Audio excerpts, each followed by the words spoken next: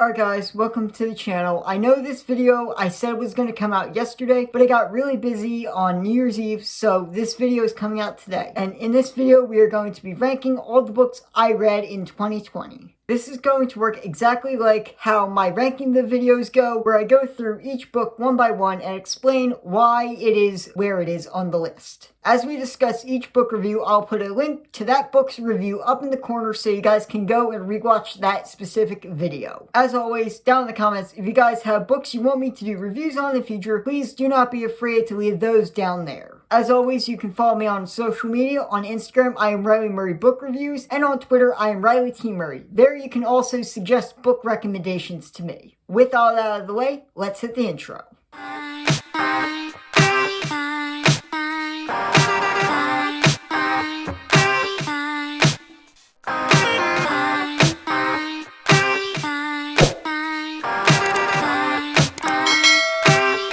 Okay guys, so taking the number 6 place, we have Neal Shusterman's Scythe. I really love this book's moral complexity that Shusterman put into this book. Rowan and Kytra are put into this incredibly impossible situation where whoever is accepted into the Scythe has to glean the other. And I love that moral complexity. And I really think Shusterman did a very, very good job building it up throughout the book. And I love Kytra and Rowan. Their dynamic was very well built, very well explained, and it never got annoying. Shusterman, I think, found the perfect balance between the romantic tension between the two, the ticking time bomb in the back of their heads, that one of them is gonna have to kill the other. And I really do give Shusterman a lot of credit for building such an interesting world and such interesting characters that I really like following throughout the entire story. So the one really big thing that drags this book down for me is its ending. Shusterman completely negates all the interesting moral implications that the book was building up, with Cytra having to decide, like, do I want to actually kill Rowan? Shusterman was building up such an interesting situation where Cytra had to make that choice, and then at the last possible second, he undercut everything by giving Cytra find a way to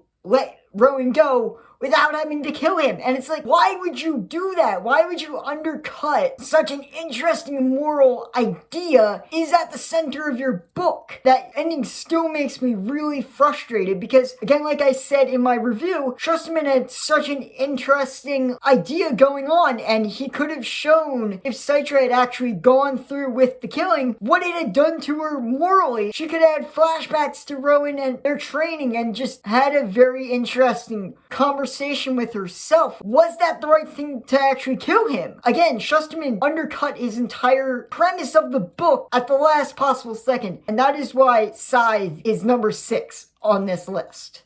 Okay guys, so taking the number 5 spot, we have Romina Russell's Zodiac. This book is extremely well written. Ro, the protagonist, is super relatable as a girl who's pushed into a really hard situation at an extremely young age, and she is clearly not ready for it. But again, like I said in the review, I think Romina does a really good job writing Ro's development as she's sort of growing into her own and accepting her place as the guardian of Cancer Constellation. Again, Ro is a very good protagonist to follow. Her struggle is extremely relatable as someone who's pushed into a position who isn't really ready for it. We've all had that happen to us at one point or another. It is a very relatable sort of struggle. I feel like Ro is very relatable in the way Russell writes her and how Ro is as a character. So the other thing I really liked about this book was its pure premise. I am a big astrology and astronomy fan, so this book is right up my wheelhouse. It's all about people who are separated into civilizations based on the various human zodiacs, and that to me just sells me right from the start. I love astronomy and astrology, and this world is so interesting that Russell has created, and it is very well defined and very interesting. And as you read through the story, there's a big mystery, and as you continue through the story, you want to learn more about this world. So again, anyone who's a big astronomy or astrology fan, highly recommend this book to them, and it is definitely worth a read. Again, like I said in my book review, the only reason this isn't higher on the list is because I wanted more lore. The lore we get from Russell is super well defined and well written, but I wanted more. I wanted her to go into in-depth detail on each of the Zodiacs, and she does that to an extent, but I really think we could have gotten a lot more, and that's just me because I love really big lore dumps, and I am just a sucker for a good, well-explained fantasy world. But again, what we get is really good. I just wanted more of it. Alright guys, so taking the number 4 spot, we have Rebecca F. Kong's The Poppy War. So again, I really feel like Rebecca did an extremely well done job writing Rin. She is, again, another relatable protagonist. She lives in a situation which is really not great, and she wants to better herself. And that is another very, very universal thing that all of us have dealt with or will deal with at one point or another. Like, we're in a bad situation and we want to work and do whatever it takes to get out of that situation. Rebecca does an extremely good job writing Rin and her path from a simple farm girl who's being forced to be married to crazy powerful warrior who has the power to summon the powers of a phoenix god. And her journey is incredibly interesting. And again, Rin is a very well written protagonist that helps a lot following in this story. Another thing I really appreciate is the sort of real world correlations to places and events that this book has. And again, R.F. Kuang does an incredible job writing all of this, and it's very easy to understand, like, okay, this is supposed to be this country at this point in time, and this is supposed to be another country at this point in time. And again, history is a really big love of mine. Having these real world correlations and being able to recognize these real world correlations is also another fun reason that I love this book series. It's incredibly well written with the mythology and the characters, but also with this real world correlations that you can learn more about. And a lot of the stuff that Kong writes in her book is stuff that people don't normally get exposed to. So this book series is great for exposing people to new cultures and new mythologies and to new parts of history. And this is a really good book that I read in 2020. Again, like I said in my review, the only slight problem I had with this book is its pacing. The first half of the book or so, it moves incredibly fast, and I kind of wish Khan had slowed down a bit so we could absorb more of the world and understand more of the mythology of the Pantheon. And that's the only thing. I feel like this book could have benefited from slowing down a bit and explaining more of the world and more of the lore. But again, aside from that, this book really is very good and very well written. Okay guys, so taking the number 3 spot is also Rebecca F. Kahn's Dragon Republic. So again, for Dragon Republic, Rin continues to be the star and probably the best part of the book. Rebecca F. Kahn does incredibly well writing Rin and continuing her story, and she ups the moral and the psychological battle that Rin has to face, because now Rin's in the middle of a revolution and it's not entirely squeaky clean, and she's seeing stuff that she doesn't necessarily agree with and that she really didn't sign up for. So I feel like Rebecca did a really good job writing Rin and continuing her development that she started in Poppy War. And again, Rin continues to be a really key part of the book and the best part. The other thing I really liked about the book is Neza. Neza was in the first book and we'd seen a bit of him, but this book I feel like Rebecca F. Khan finally figured out how to write Neza effectively. His backstory is very tragic and very well written, and you really sympathize and understand why he is the way he is in the first book when you read his backstory and the trauma he goes through. And I give Rebecca F. Khan a lot of credit for writing such a compelling backstory to a character that doesn't necessarily come off as the best guy and making us sympathize with him. And it's just a really good credit to her writing. So again, the only thing that does drag this book down is the ending, because it's, I wouldn't say cliche, but it's kind of obvious what's going to happen and what the big twist is at the end. I'm not going to say it in case anyone wants to read the book, but it is pretty obvious if you've ever read books like this. Like, you can see the twist coming a mile away, and when it comes, you're like, okay, we all expected this to happen, and we're not totally surprised. That kind of drags this book down. Everything else sort of outweighs the ending, but the ending does drag it down, and it's not my favorite book I've read, but it's still very worth the read and very good. Okay guys, so taking the number 2 spot, we have Timothy Zahn's Thrawn Ascendancy Chaos Rising. So I know this book review isn't out yet, and I will get that book review out tomorrow, but I'm just going to really quickly run down why this has the second place on this list. The main reason I love this book is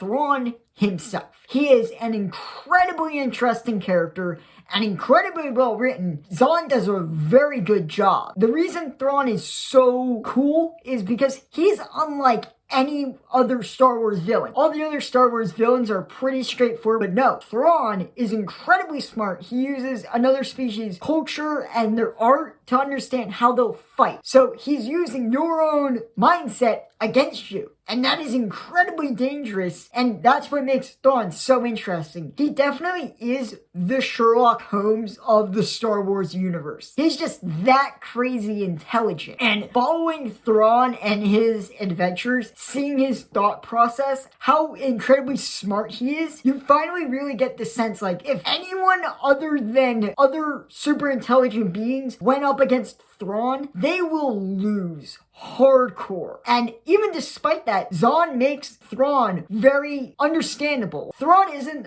a crazy take over the world type villain. He has a motive that we can all get behind. He wants to secure this security of his home world, and we can all get behind that. Between Thrawn's relatability and Thrawn's intelligence, that's why I really do like him. So the other reason I really do love this book is just the pure expansion of the Star Wars universe. Because this book connects slightly to the Clone Wars and to the Skywalker saga in general. For the most part, it's very self-contained within Thrawn's homeworld with the Ascendancy. They go out into other planets, but they're new planets and new species that we haven't seen before. As a massive Star Wars fan, I am all behind expanding the Star Wars universe and getting new glimpses at stuff that the Skywalker saga hasn't covered and probably wouldn't. So I really do feel like this book is really good, and I'll go more into detail with it in my actual review for the book, but that is why, between Thrawn and how Timothy Zahn expands the world, that's why it takes the number 2 spot.